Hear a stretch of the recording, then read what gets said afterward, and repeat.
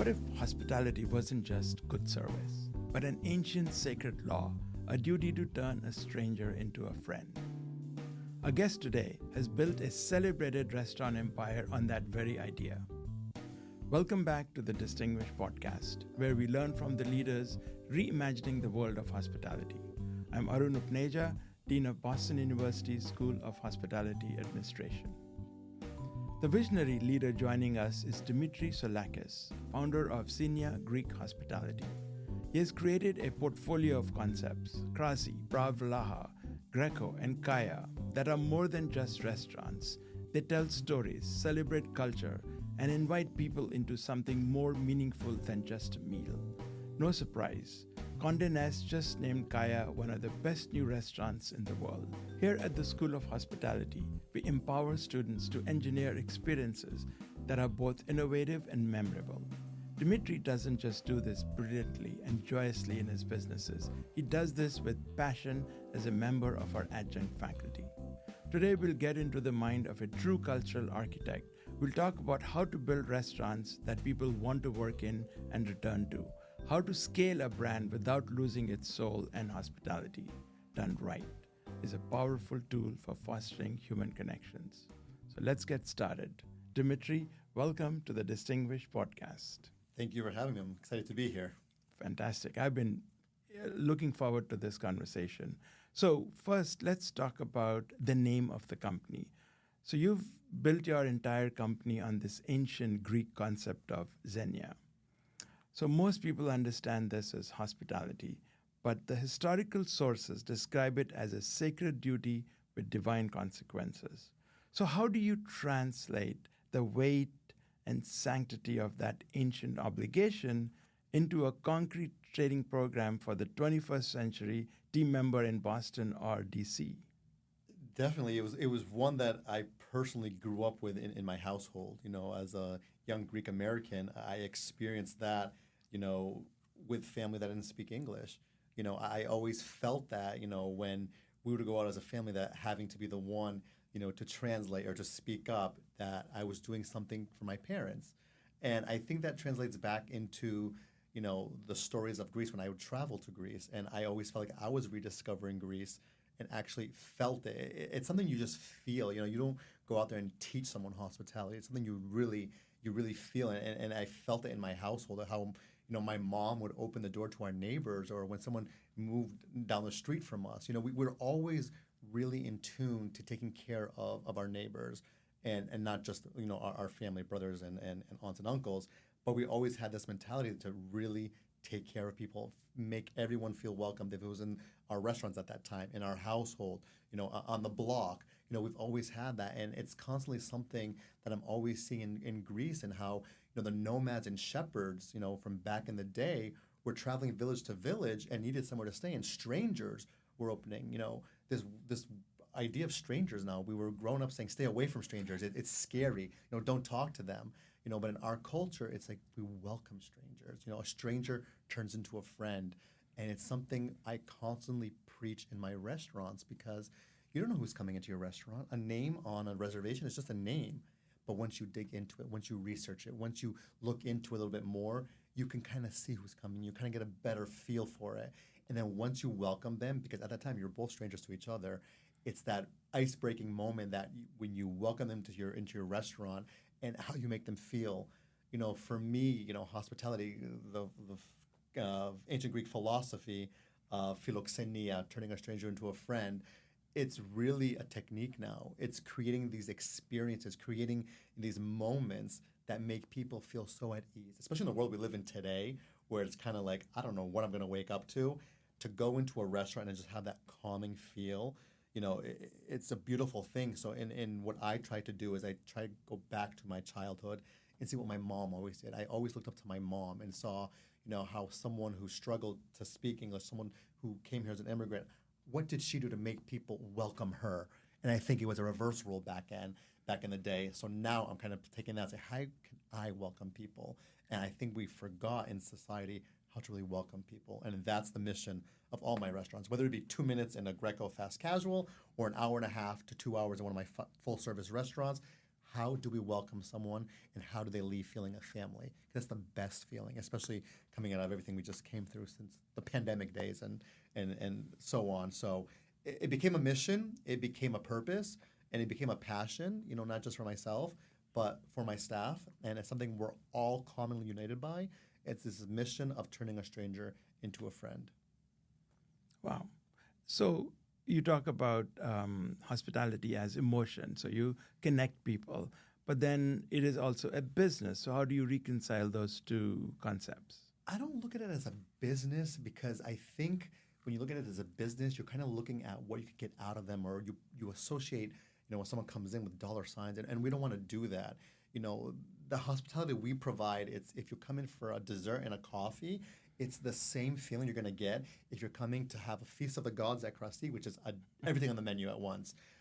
We really just want to welcome you and just not associate with any price tag. We're not a turn and burn style. I think that mentality has kind of swept away. You really can't think of In-N-Out anymore. And a lot of restaurants built their models to be In-N-Out, and they're not around anymore. You build your model on experiences. You build your models on how you can cater to guests. Ubers happen and they come late.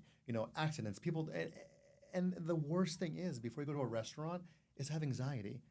And a lot of people enter restaurants already a mess. Oh no, we're late. We're going to miss our reservation. They're going to charge us, or we don't have time. We have 2 hours. It's contracted. It's a lot of negative emotions before you go into a restaurant. And what I try to do in mine is take those away. It's the same thing when you go into a hotel. It's like when you check into a hotel, the first thing they say to you is they remind you, you're leaving in 2 days. It's like, okay, I didn't even get here yet, so why are you telling me when I'm leaving? Right. You walk into a restaurant these days, and it's my biggest pet peeve. I'll walk into any restaurant, before I'm even greeted or said, hello, how are you? It's, do you have a reservation? It's like you feel attacked walking into a restaurant these days. So what we try to do is, let's make it known that we're working for our guests. We're really going to try whatever. So when you enter one of my establishments, it's welcome first. Like as you're opening your door, my restaurants, most of them don't even have host stands. There's no blocking. When you walk into someone's house, there's no host there. The hosts are greeting you, but there's nothing blocking you. You just walk in very casually, and we just ask you, joining us for dinner or a drink at the bar, and kind of lead into conversation first. Because if you attack them with a question, it's already an interrogation, and it's not that great feeling. So when they walk in, we'll ask them, would you like to join us for dinner or for a drink at the bar today? And if they say, of course, yes, we'd love to, we follow up with, do you have a reservation? If they do, great, it's a guaranteed seating. If they do not, it's an our call. We want to show them that we're going to cater. We'll do whatever we can to get them in. If we have a table available for an hour, we'll let them know we do have a reservation coming in, but we can definitely accommodate you for an hour. Or how about the patio? Or how about the bar? Or how about this? Or how about that? Let them know that we're going to try our best to cater to them, and they don't need to have they don't need to plan 2 months from now that they're going to be hungry on a Thursday at 7 o'clock. I think a lot of work goes into going out to dinner these days, and it's not enjoyable anymore. Most people come and say, I waited 2 months for this reservation. By the time you get to that, you're let down. No one should have to wait to go out to a restaurant. I think, a commodity is just going off the street. A spontaneous, carefree evening is walking into a restaurant and being able to score 2 bar seats or a table or whatever. Dining out has just gotten so transactional in the sense that you have to make a reservation. You have to be on time. You have to be out in 90 minutes. There's so many rules that it stripped away hospitality. And my group, we never want to set that in place. We never want to have rules where someone comes in and has to know that they have a time frame, that they have to do this, they have to do that. It's just, you don't enjoy it. We wanted to make it more carefree. And I think what helps with me is my culture. When you go to Greece, you don't get pressured with reservations. You don't get pressured with table time. You can sit for 4 hours if you want. Those are the best evenings. I think a lot of people here are that I have to be there, I have to finish by then, I have to be there, and it's too much of that I have to, and not too much, what? Let's just go with the flow. Let's just be a little more spontaneous. Let's be a little more carefree. Let's just go in, and if we don't get in tonight, we'll go to the next restaurant. I think it makes it more fun that you kind of attempt, to go out. And you eat when you're hungry, not when a reservation said you have to. I've been so many places in the world where I made a reservation. I'm like, but I want to eat lunch at 4 o'clock because I want to try this, but I have dinner at 7.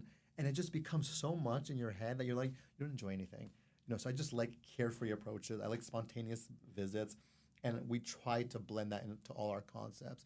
by always having unreservable, tables and bar seats, making things first come, first serve, but really training our staff that if somebody comes in and they're not on a list or anything, to try our hardest to get them in. And what that means, again, if it's just for an hour, if it's telling them to come back at a certain time, Right. we really try to cater to everyone. So they see that in us. Demetri, now the problem I'm thinking with your response now is anyone listening to this podcast, next time they go to a restaurant and the first interrogatory question they're asked is, do you have a reservation? And that's going to throw me off completely. So you've just ruined it for me for any restaurant, which is going to lead off with that question. We shouldn't have to live by the law of reservations. We should be able to go to a restaurant and have them see if they can cater to us. I'm not saying a party of 12 can just walk in, but if you're just on a casual night and you're like, I'm hungry, let's go eat, you shouldn't say, I can't go there because I don't have a restaurant. I can't go there because I'm not going to be busy. You should be able to walk in and just have a conversation.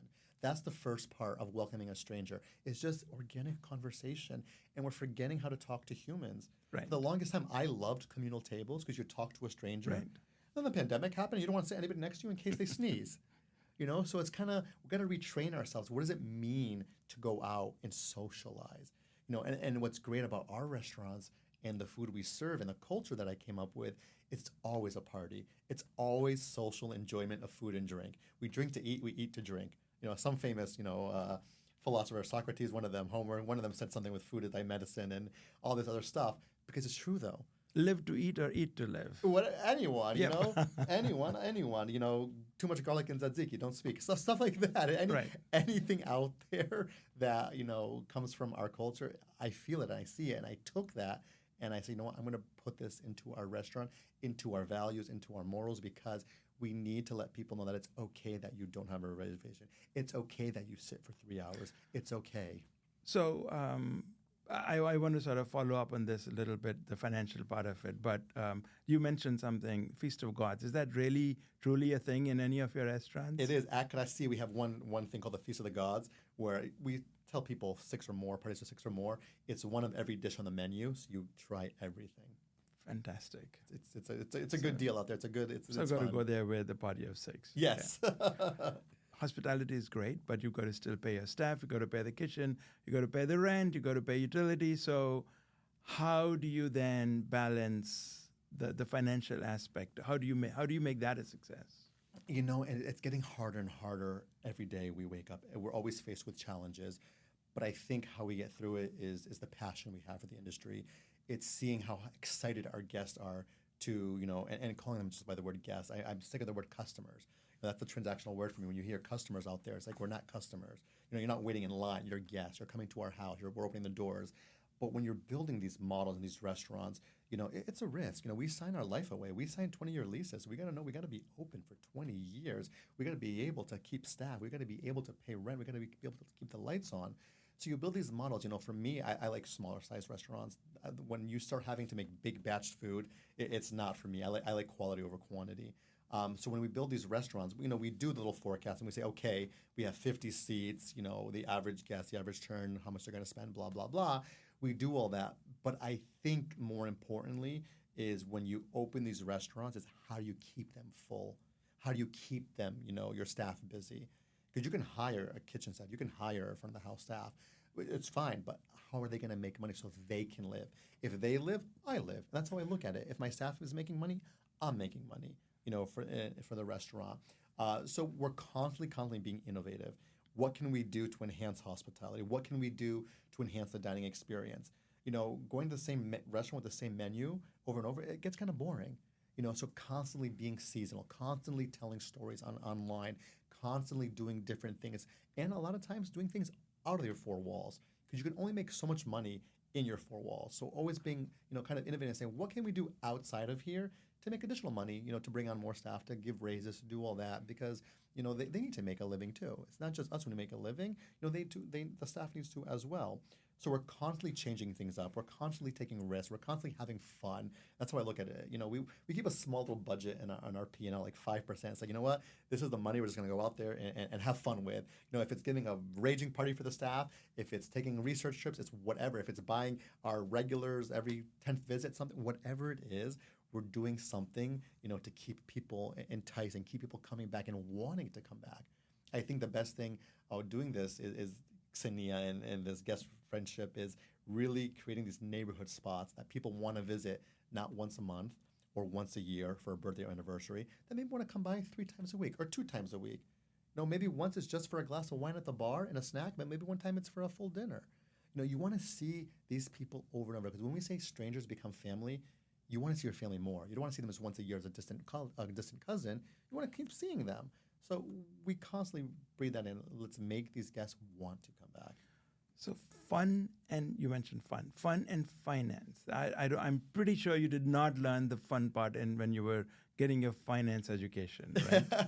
Fun, you have to have fun doing it. If you're too serious about it, it's not enjoyable. And I think a lot of people go in there thinking, again, back to the rules, you have to do this. Once these rules are in place, you kind of lose, you kind of lose, the fun, and you kind of lose the personality and the character. We're not scripted restaurants. I don't tell my staff, go to this table and say this. Imagine being a robotic system. Like these corporate restaurants you go to, we want our staff to be themselves. We want our staff to tell their story, tell their interpretation. We said in the opening script, reimagine. It's such a beautiful thing to go in and reimagine things. We're not doing the food my grandma was doing in Greece. We're reimagining it. We can't do octopus 8 hours on the outside braid. We can't. We don't have time for 8 hours. So we reimagine things. We reimagine recipes. We reimagine service and hospitality. We reimagine everything, and we bring it up to the modern society. And that's one great thing about Greco, being a fast casual. You want Greek food on the go, but you don't have 2 hours to sit for dinner, go into Greco and you'll have that experience within 7 to 8 minutes. I think every culture, and we can talk about fast casuals, but there's 2 cultures that I love. I love Indian food and I love Ethiopian food. And for me, it's 2 restaurants that have this image that you go to an Indian restaurant, it's going to be a lunch buffet or some servers you won't understand and we'll have the same menu. But imagine that food being approachable to an American person. Imagine chicken tikka masala being translated. Imagine, some of these words being translated. You want to Americanize things so people understand. So our biggest thing in our restaurant is we're educating. I don't expect someone to come in and say, I want a glass of Xinomavro. Like, what the hell, Xinomavro? But if I know you like a certain red wine, I know you like fruity, I know you like subtle, I will take you on a trip to Greece. I will take you to a region, and I'll say, you're going to drink Xinomavro, not Pinot Noir. I know you like Pinot Noir, but I'm going to get you something similar. I know you like Sauvignon Blanc, but I'm going to get you a Sirtico. So imagine them leaving now and saying, you know what? I just tried in a Sirtico from Greece. It's my new favorite grape. They leave feeling enriched. And I think when you can go to a restaurant and find something so unique, overall, you just leave a different person, a happier person, more educated person. You leave a better person by going out to eat sometimes, and you're just being educated on things that you might not be able to try. Not every person's going to get to go to Greece. So you got to hire the right kind of people. If the servers have to be their natural self and they have to tell these stories, then you've got to hire the right kind of staff, and then you've got to give them the right kind of background and education, right? Easy. When we interview, I don't even do resumes. I think that's the worst thing. Some people, when they give you a resume, they just tell you basically what they did, responsibilities, but who cares what you did? I want to know what you learned, what you accomplished. Even here teaching, I tell my students, I'm like, don't list your responsibilities for a job, dude. We already know what those are. We already know what a marketing manager does. We already know what this position does. We want to know how you benefited or what you did, what you accomplished there. So same thing when we interview. We're not interviewing based on resumes. We're interviewing on personality. We're interviewing, in person and just asking questions about life, asking questions where they came from, what excites them, what's their hobbies, where they put their most energy into. And if you realize where people are putting most of their energy to, that's what they want to end up doing. A lot of people say, I just love being around people and telling stories. Well, you're going to be a great server. I love wines. You're going to be a great sommelier for us. I love, taking risks in recipe. You're going to be a great chef for us. We kind of want to see what you enjoy in your daily life and match a position for you. You're not applying to be a server or a host. You're applying, in hospitality, and let us kind of pair the position for you.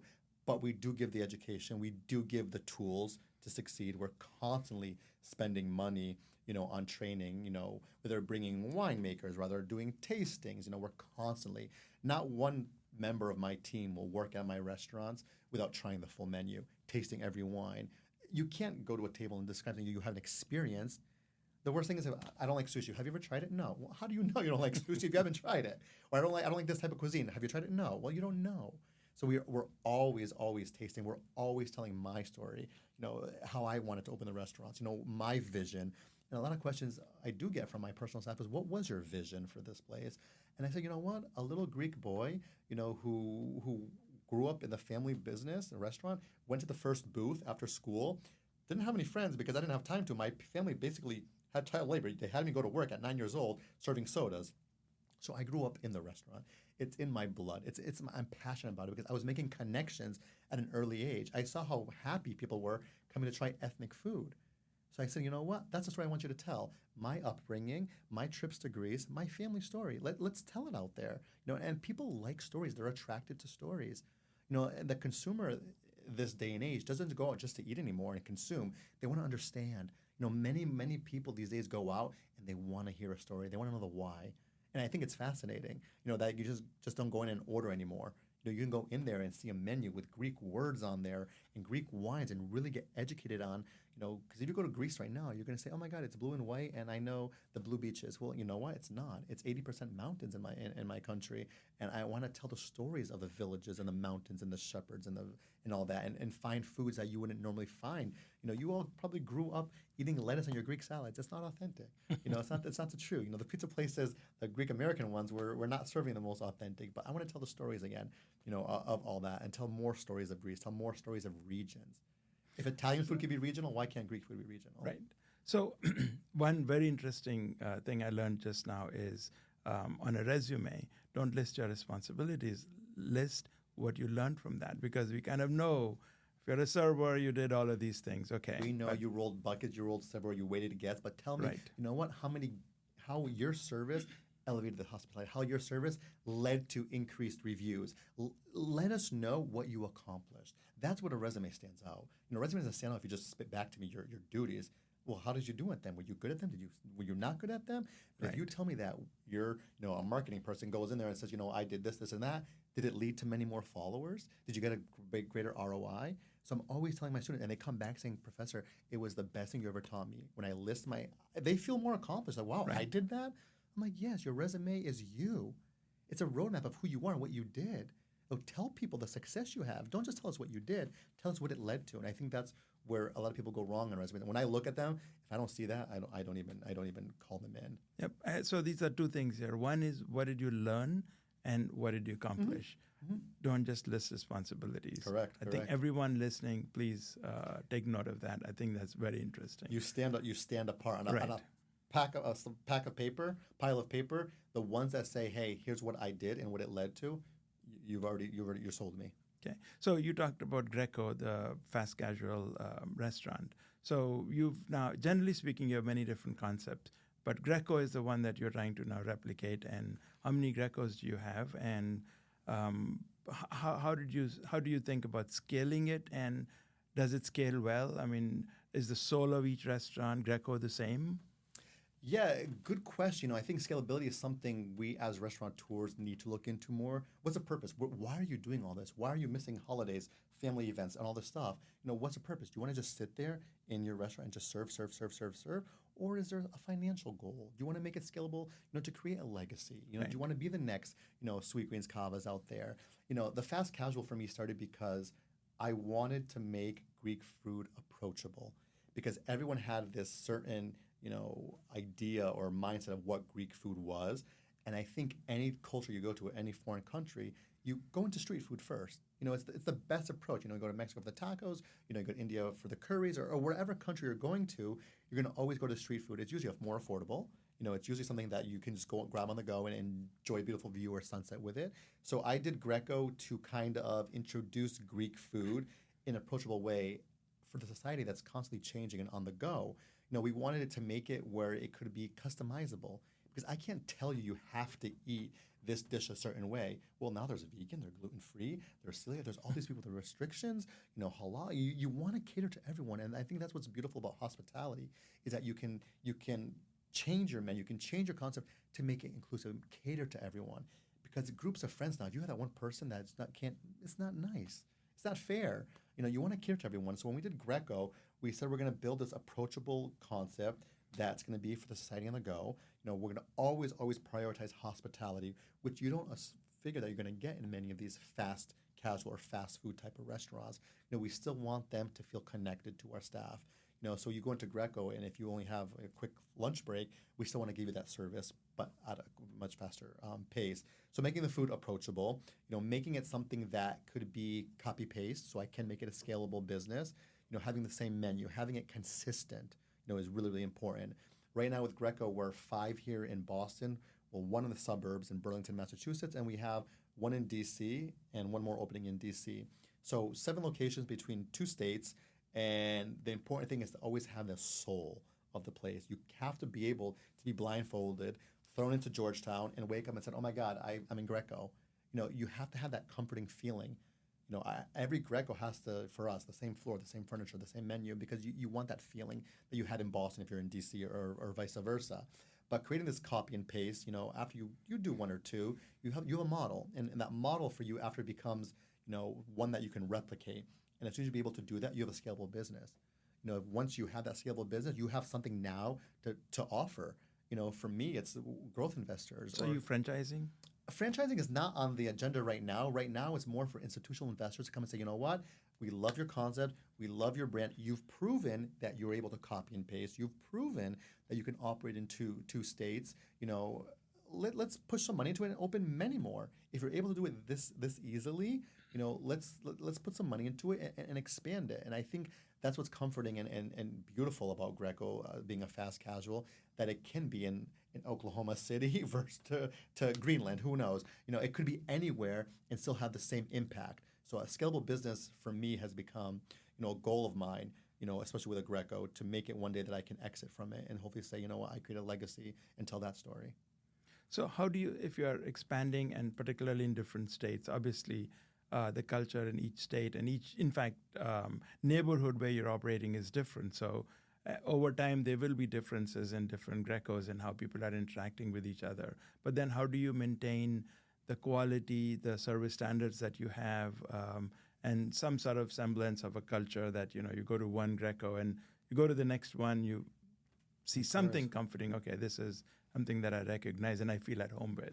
It's contagious. I think what we do in our training is that passion. It's our purpose. We go in there and we, from the top down, it's a contagious thing. And we're very personalized.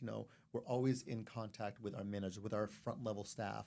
A lot of companies won't even talk to their hourly employees. No, we know you. We know your name. We know your birthday. We know everything about you. We're constantly in contact with our staff. But with that is we have great systems in place too. And it's gotten easier over the years with technology and a lot of innovation out there that's kind of helped streamline our processes and our operations. So it hasn't been that hard to communicate. And for us more, it's always being present.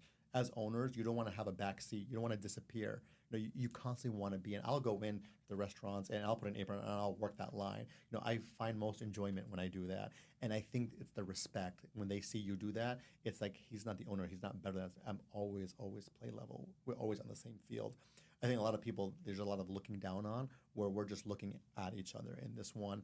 And again, it has to be, the soul of the business, has to be constantly being present. I think a lot of owners are missing from their businesses, and you can tell that when you walk into a restaurant. But if you have good systems in place, procedures and all that, it gets easier for me. And I don't know who's out there listening, but it's getting easier as I grow, as I get older. And the beautiful thing is you see others in your company that are next in line that you can constantly promote within and constantly grow people. The beautiful thing is mentoring and educating now for me, especially where I'm at and in taking this teaching role as well. I constantly love the education piece. I constantly love going to my staff with something new, a fresh idea, and including them.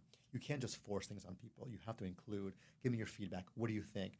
When they're feeling part of the team or part of the decision-making process, you'll see how heads turn. It's literally for them as well. They act as owners, and we constantly preach that. It's your restaurant. It's your location. Take it. Act as the owner. Demetri, this was a question I remember asking you when you had, somehow we approached you or you approached us, or some point we were in a conversation, and I heard about all the plans and how many restaurants you run and all your plans for opening new restaurants, and I was just amazed. How are you going to find time to come and teach here? And so you're constantly, and you are so high energy, and I just baffles me to this day. How do you find time to teach and interact? And every time we call on you, you're always there and ready to engage. And you've got this incredible business running.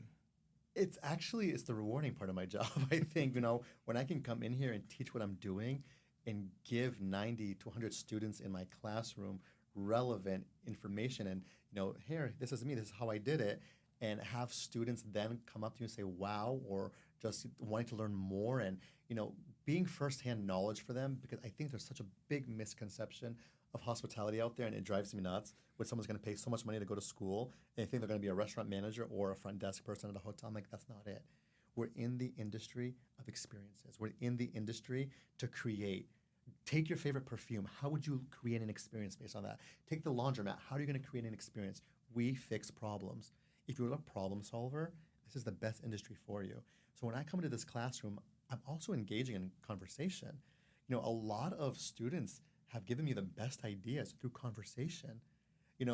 I should be able to give some students some profits from Greco. I had some amazing ideas, but when you can do a case study with your team and say, hey, this is what I created. You're all eating in fast casuals. Let's debrief. Let's talk about what you see, where we're doing wrong, and how you can make it better. And I had students, give me the best ideas, who really led to my company.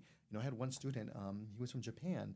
And he was like, Professor, in Japan, we eat a certain way. We have chopsticks, but my American friends, when they come to visit me, I send them a YouTube video on how to eat with chopsticks. He goes, but when I went to your restaurant and had a gyro, I took it out of the bag and ate it with a fork and knife, and everybody was looking at me because you should create a video on how to eat a gyro.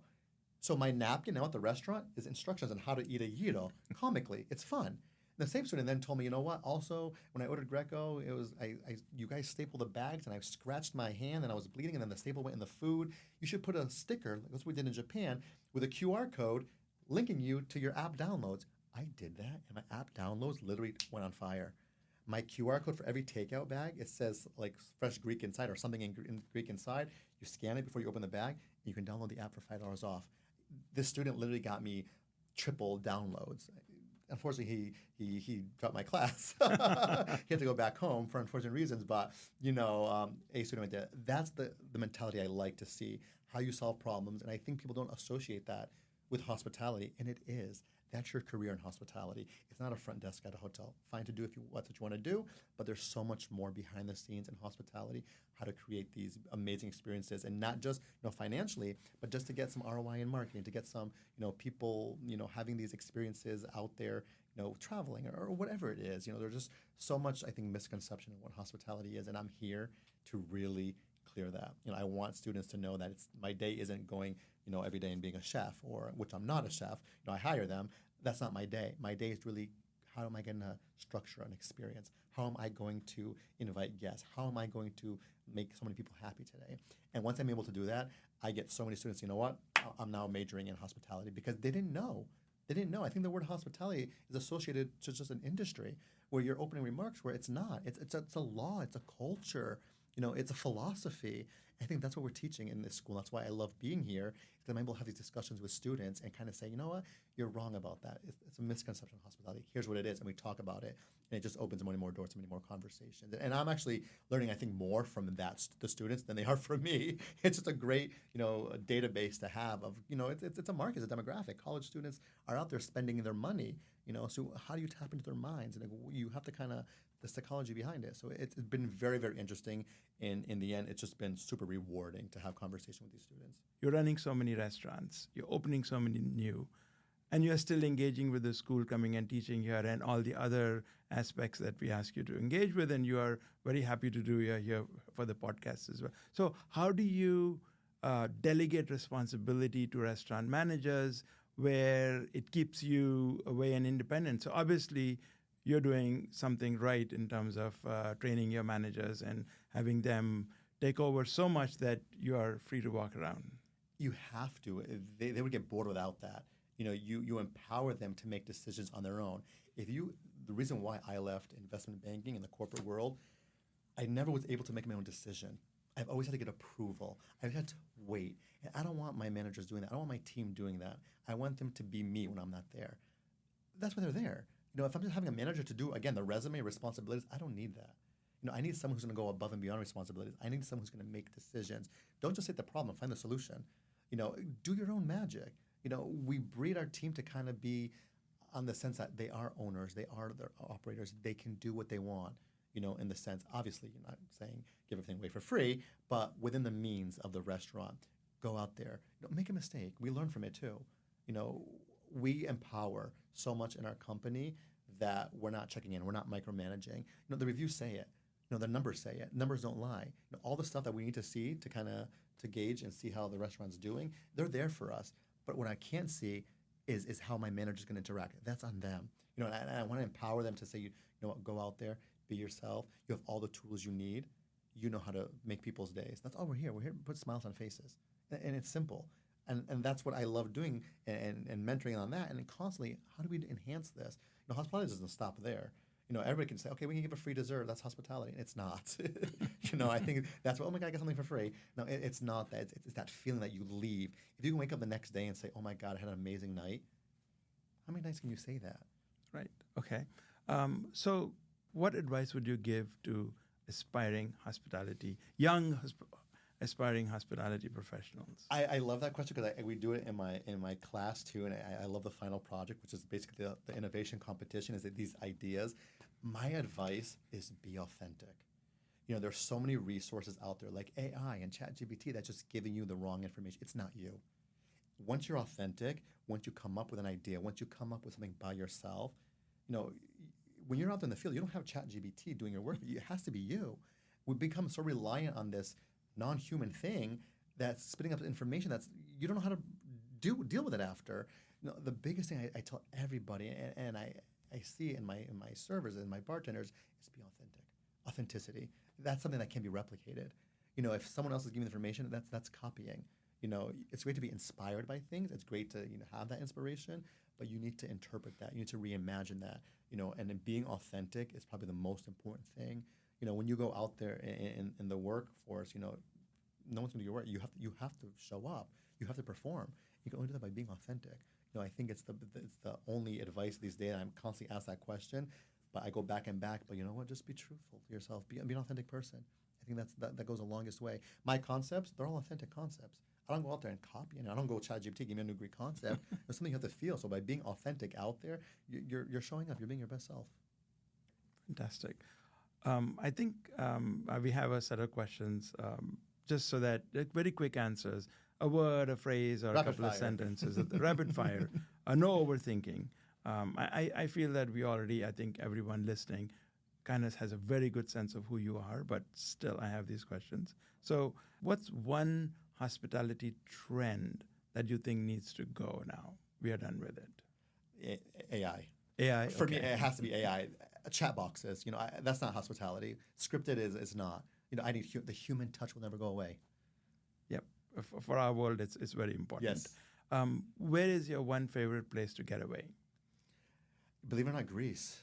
Greece. Okay. I just go back and I'm constantly refreshed. I'm constantly inspired. I'm constantly learning. I don't think we have enough time in the world to learn. I'm still learning. I'm rediscovering every time I'm in Greece. I love it. Do you read books? You have a favorite book? I read a lot of mythology, Greek mythology. Okay. Still, a lot of Greek mythology. It's all Greek here. All Greek to me. Do you watch TV? Rarely. Rarely, okay. Rarely. Any particular program you're watching? Travel in Greece. No, I'm kidding. No, I do, for me, Netflix is a Netflix and chill. I'm on that bandwagon. That's a good trend, Netflix and chill. I'm focused when I watch Netflix. Whatever's trending, whatever show that people are talking about, I have to jump on and watch. What is the one must-place visit in Boston? That's a hard question. For me, I'm a very, very simple, sweatpants and shorts kind of guy. I don't even like attempting to dress up to go out to dinner. I like ethnic spots. I'm a big fan of Blue Nile and JP for great Ethiopian food. Anywhere I can walk to, so I can go out in Back Bay a lot. But sometimes friends do make me dress up and go out. I do love Moo Steakhouse out in the Fort Point area. But mostly I'm eating ethnic food. Things I can't Google and make at home. Mahanayam for great Thai food out in Brookline. Just any little ethnic spot. Fantastic. Demetri, I really, really enjoyed our conversation. Thank you so much for visiting us and everything you do for Shaw, engaging with us, teaching our students. So really appreciated your Thank you for having me. comments on podcast. Thank you. My pleasure. Demetri, thank you for offering such an insightful and energizing lens on what it takes to build restaurants and careers with intention, authenticity, and joy. To our listeners, whether you're opening your first concept, leading a growing brand, or simply someone who loves going out to enjoy great food and great company, this conversation is a reminder that hospitality is a way to design meaningful experiences. Join us next time on the Distinguished Podcast as we continue learning from leaders who are reshaping hospitality from the inside out. If you want to join the conversation and share your thoughts and suggestions, email me at shahdean@bu.edu. That is SHADEAN@bu.edu. This episode was produced by Mara Littman, marketing by Rachel Hamlin, audio video by Jason Jose of Okun Media. To keep up with Distinguished Podcast, be sure to subscribe wherever you listen to your favorite podcast. To learn more about experience innovation in our programs, visit bu.edu/hospitality. I'm Arun Upneja in our BU School of Hospitality, wishing you a great day.